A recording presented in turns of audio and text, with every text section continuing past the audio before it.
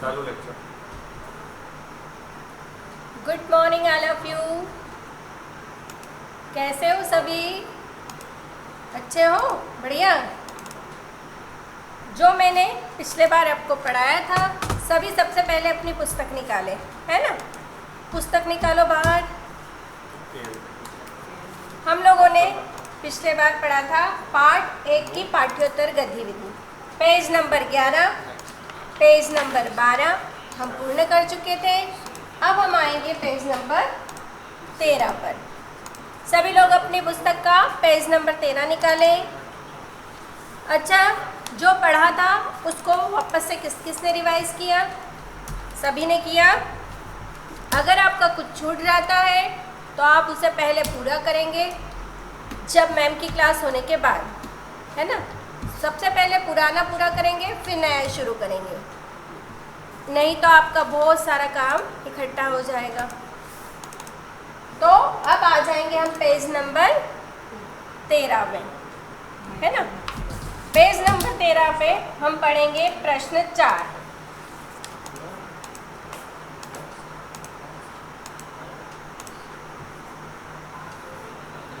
प्रश्न 4 में है अनुस्वार और अनुनासिक। क्या पढ़ेंगे? अनुस्वार और अनुनासिक।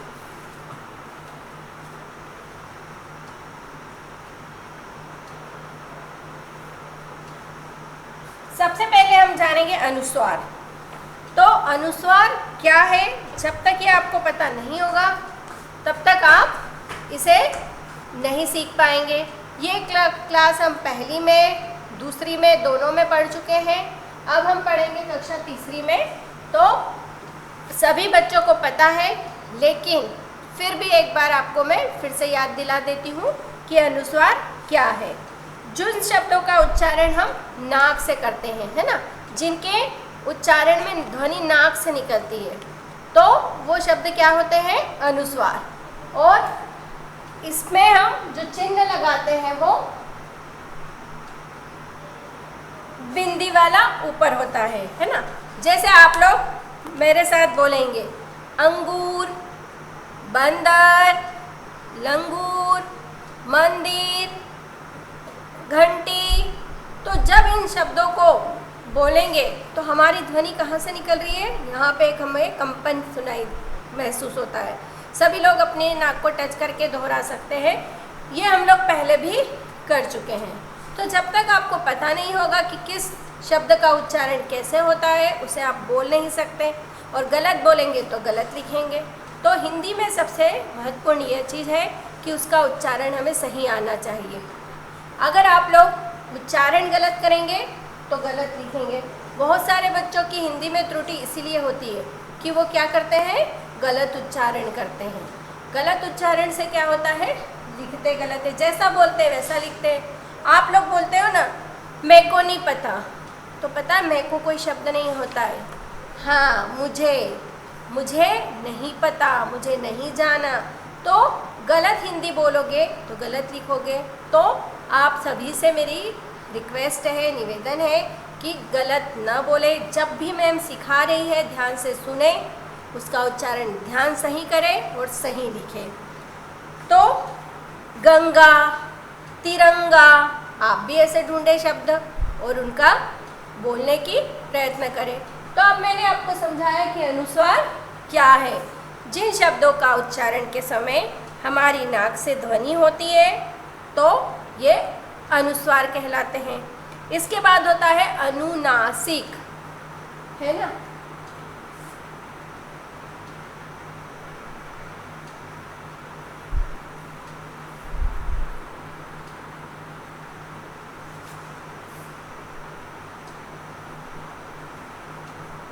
नासिक, अनुनासिक। नासिक का मतलब समझते हो ना? नाक, जिसका उच्चारण हम नाक और गले दोनों से किया जाता है ना। जब हम बोलते हैं और उसमें ध्वनि दोनों से निकलती है ना? जब उच्चारण करते हैं तो हवा मुख और नाक दोनों से निकलती है। तो हमारे आप देखेंगे कंठ में मुख से कहाँ से निकलेगी? यहीं से निकलेगी। हर ध्वनि में यहाँ पे कंपन तो होता ही है, लेकिन जब इन शब्दों को बोलेंगे तो नाक, चांद, है ना, मान, आँख, और नाक और यहाँ दोनों से। आप बोलते समय नाक में थोड़ी सी आवाज़ हो जाती है ना, तो इनके उच्चारण में नाक और मुंह दोनों से ध्वनि निकलती है ना, इनके उच्चारण के समय। तो ये क्या कहलाते हैं?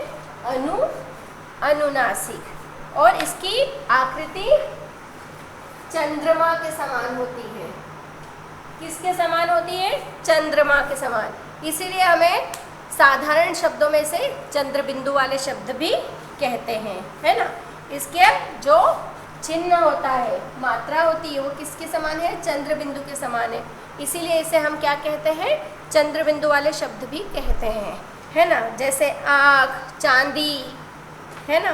तो अब हम इसके कुछ उदाहरण हमें लिखने के लिए बोला है, तो आप लोग लिखेंगे। अनुस्वार में लिखेंगे आप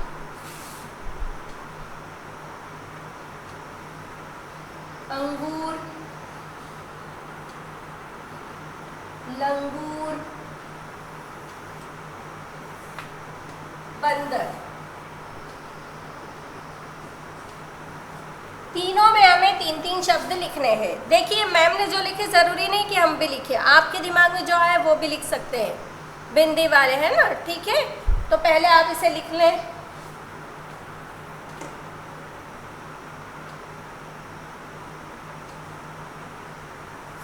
अक्षर छोटे छोटे सुंदर बढ़िया लिखना है, लाइन पर नहीं लिखना है। बार बार आपको समझा रही हूं मैं।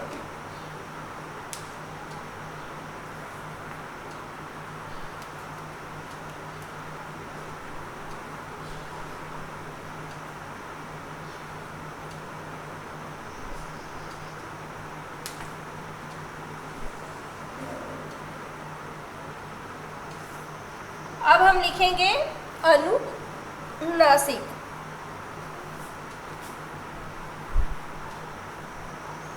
चांद, मान, आँख।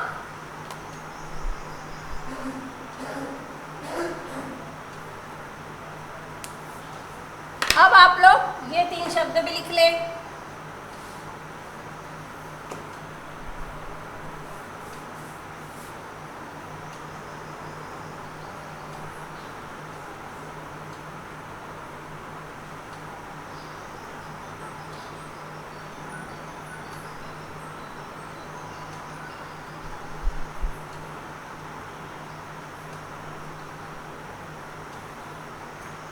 मात्रा सही लगाएंगे।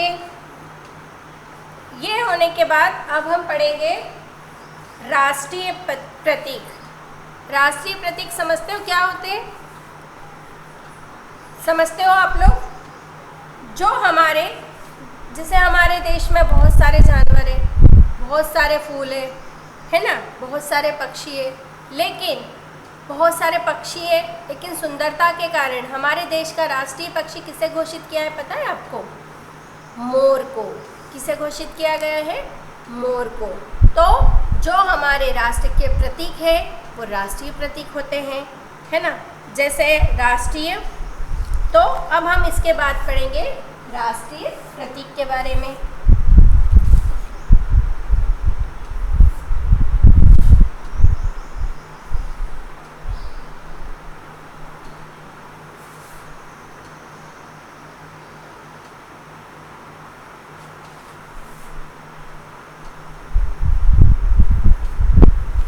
आपको पता है हमारे देश का राष्ट्रीय पशु कौन है? बाघ, है ना। अगर आपको नहीं पता है, आपको पुस्तक में यहाँ पे दे रखा है राष्ट्रीय पशु, तो आपको यहाँ पे लिखना है। और यहाँ पे दिया है कि चित्र लगाना है। आपको पिक्चर मिलती है तो आप लगाएं, अगर नहीं मिल रही तो आप बना भी सकते हैं, है ना। कुछ बच्चे बहुत अच्छी ड्राइंग करते हैं और जो नहीं करते वो सीख सकते हैं। आपको पता है ड्राइंग सीखना चाहिए। चित्रकारी से क्या होता है? चित्रकला जो होती है उससे हमारी लेखनी सुंदर होती। गांधी जी ने कहा था कि अगर हमें हमारी लेखनी सुधारनी है तो हमें चित्रकला सीखना ज़रूरी है ना। आप सोच रहे होंगे कि सच में क्या ड्राइंग से हमारी राइटिंग अच्छी होगी? बिल्कुल होगी, क्योंकि आपको जो ड्राइंग बनाएंगे तो उसमें जो सुंदरता, जो आप लोग सफाई से बनाते हो, है ना, हाथों को घुमाना करना, तो उससे आपकी क्या होगी? अक्षरों की बनावट भी सुंदर होगी। तो हमें अब हम पढ़ेंगे राष्ट्रीय पशु। राष्ट्रीय पशु, आपको एक व्हाइट बॉक्स दिया है, उसमें आपको लिखना है, नीचे आपको लिखना है बाघ। राष्ट्रीय पशु क्या है? बाघ है। आपको जो यहाँ पे लिखा है,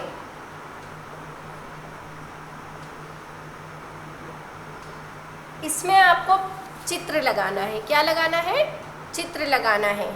मैंने जैसा कहा चित्र नहीं मिल पाता है, परेशान होने की ज़रूरत नहीं है। अभी वैसे भी हमें ज़्यादा बाजार नहीं जाना है, दुकानों पे नहीं भेजना है पापा मम्मी को, तो आप क्या करेंगे, एक कहीं से भी उसका पिक्चर ढूंढ के अपने मन से बनाने की कोशिश करेंगे, ठीक है। अब हमें राष्ट्रीय पक्षी मोर, आप देखते हैं ना बारिश में मोर कितना सुंदर नृत्य करता है।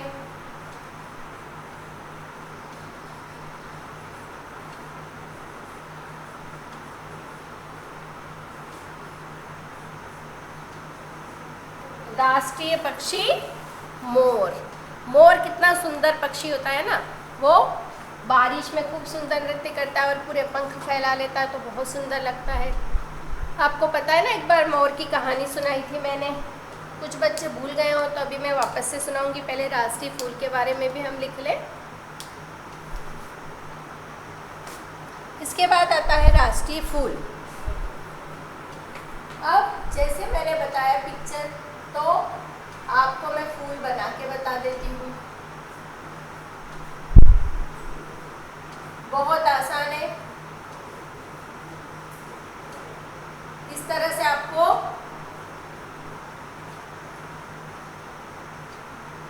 पिक्चर बनाना है ना, और नीचे उसका नाम लिखना है। और अक्षरों की बनावट मैंने बताया है ना, सुंदर होनी चाहिए।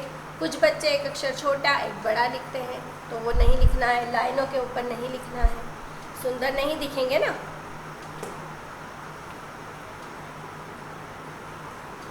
पता है आपको मैं मोर की कहानी सुनाने वाली थी, ये सब आपने लिख लिया होगा। पिक्चर आप अभी नहीं बनाएंगे, बाद में बनानी है आपको, है ना। आराम से बैठ के बढ़िया सुंदर से बनाएंगे, कलर वगैरह भर के, अच्छा सुंदर बुक को दिखनी चाहिए। तो एक बार क्या होता है कि सारे पक्षी, पहले एक समय था जब सफ़ेद रंग के थे, बहुत पहले की बात है, जब सारे पक्षियों के कलर एक ही थे, सफ़ेद। वो बहुत दुखी थे जब वो देखते थे कि पौधे हरे हरे सुंदर है, आकाश नीला है ना। भगवान ने धरती को कितनी सुंदर हरियाली की चादर ओढ़ के भेजा है, तो वो सोचते थे कि हमें कलर क्यों नहीं दिए भगवान ने। सारे पक्षी ब्रह्मा जी के पास गए। पता है ब्रह्मा जी के पास क्यों गए? क्योंकि ब्रह्मा जी जो है ना, वो सृष्टि के क्या है, निर्माता है, सृष्टि उन्होंने ही बनाई है कहा जाता है। तो ब्रह्मा जी के पास गए, ब्रह्मा जी से कहा कि सारी दुनिया की रंग बिरंगी और सुंदरता देख करके हमारा मन भी हो रहा है कि हम भी इनकी तरह रंग बिरंगे हो जाएं। तो भगवान ने कहा कि ठीक है ना, अब मैं शाम को तुम्हारे वहाँ आता हूँ। भगवान आए और सारे पक्षियों की एक सभा बुलाई गई। ब्रह्मा जी ने कहा कि मैं तुम्हें यहाँ पे एक पक्षी को क्या करता हूँ, मॉनिटर बनाता हूँ। जैसे क्लास में मॉनिटर बनाते हैं ना मैम, ऐसे मोर को क्या बनाया, मॉनिटर बनाया। और कहा कि आपको सभी को रंग करना है, सबको चित्रकारी करना है। रंगने का काम कौन करेगा? मोर करेगा। मोर बहुत खुश हो गया अपने भाग्य पे कि ब्रह्मा जी ने मुझे इतना अच्छा कार्य दिया। अब उसने कहा कि सारे पक्षी एक लाइन से खड़े हो जाओ, है ना, जैसे मॉनिटर करता है, टीचर करते हैं ना। अब मॉनिटर बन गया तो उसने अच्छे काम करा। सबसे पहले सबको एक लाइन से खड़ा कर दिया, सारे कलर के डब्बे लेके बैठ गया। अब एक एक करके सबको बुलाते गए और एक अच्छे सुंदर से उन्हें पंख ले लिया और पंख से अच्छा अच्छा कलर करने लगा। सारे पक्षी आए, तोता आया, तोते ने कहा कि मुझे तो चोंच पे लाल कर दो, मेरे पंखों को हरे कर दो, है ना। फिर इसके बाद हर पक्षी आता गया। बगुले, हंस ने कहा मुझे तो अपना सफ़ेद कलर ही अच्छा है, केवल मेरी चोंच को नारंगी कलर कर दो, तो उसको नारंगी कर दिया। इससे सब पक्षियों ने अपनी अपनी पसंद का कलर करवा लिया।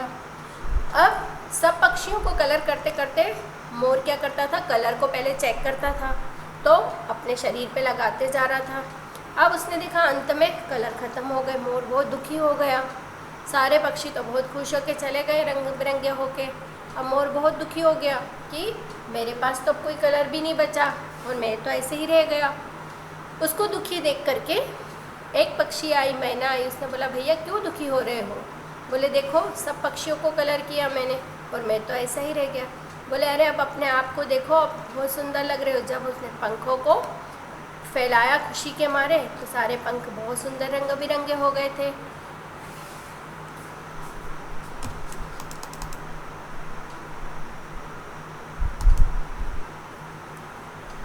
सारे पंख उसके बहुत सुंदर पंख लग रहे थे क्योंकि अलग अलग कलर से उनकी सुंदरता और बढ़ गई थी। अब मोर ने अपने पैरों को देखा तो फिर दुखी हो गया, रोने लगा वो, है ना।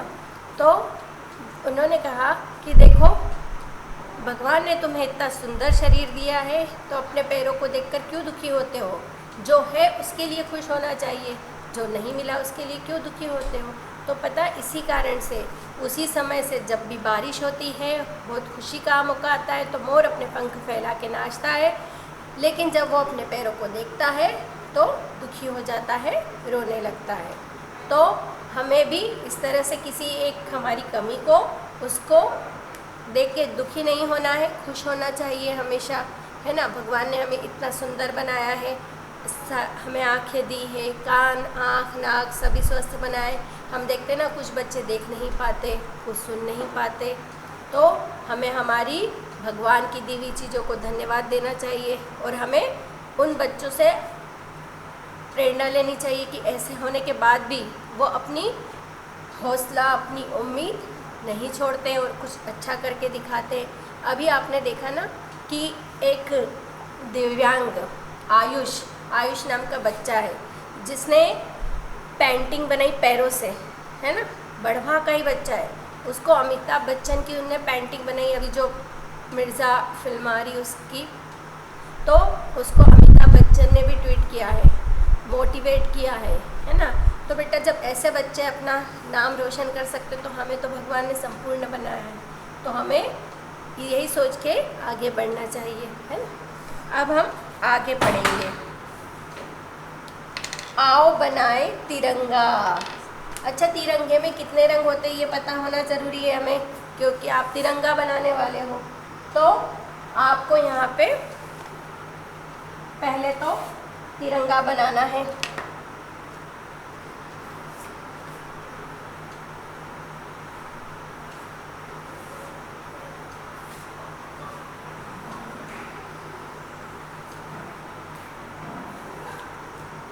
तिरंगे में सभी को पता है 3 रंग होते हैं और मैं जैसे बना रही ऐसा नहीं करना है आपको, अच्छे से स्केल लेना है, लाइन स्केल से खींचना है। जब भी काम करो परफेक्ट करें, है ना, बस ऐसा गंदा सा नहीं बनाना है, बहुत सुंदर बनाना है। तो अच्छी बढ़िया सुंदर लाइन खींचनी है आपको।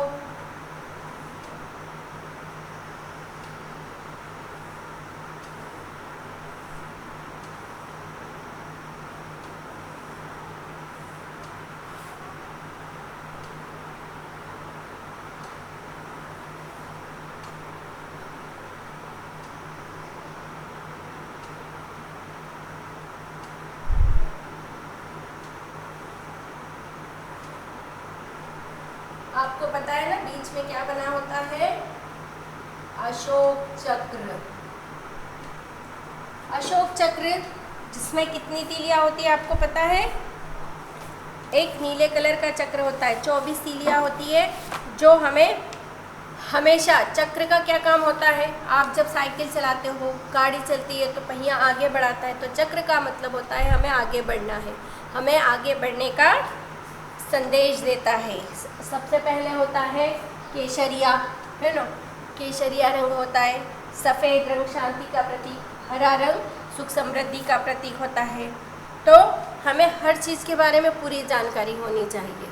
हम केवल पुस्तक पढ़ के प्रश्नोत्तर याद करने से संपूर्ण नहीं बनते हैं, है ना। साथ साथ हमें जितनी पुस्तक में बातें लिखी है सब पता होना चाहिए।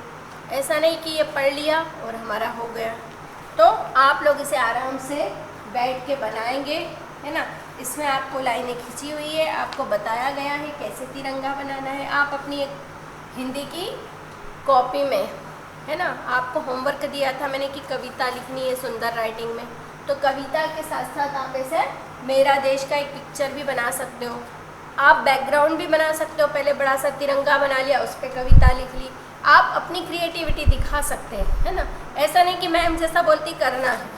आप जितना सुंदर अपनी कॉपी को बना सकते हैं बनाएं, और सब अलग अलग तरह से अपनी कॉपी को सुंदर करें, है ना। कोई क्या करेगा, अच्छा बड़ा सा कमल का फूल बना लेगा, है ना, उसके बैकग्राउंड में, और उसके ऊपर कविता लिख सकते हो। तो अच्छी सुंदर तरीके से जितना करोगे उतनी सुंदर कॉपी दिखेगी और आपको उतने अच्छे मार्क्स भी मिलेंगे।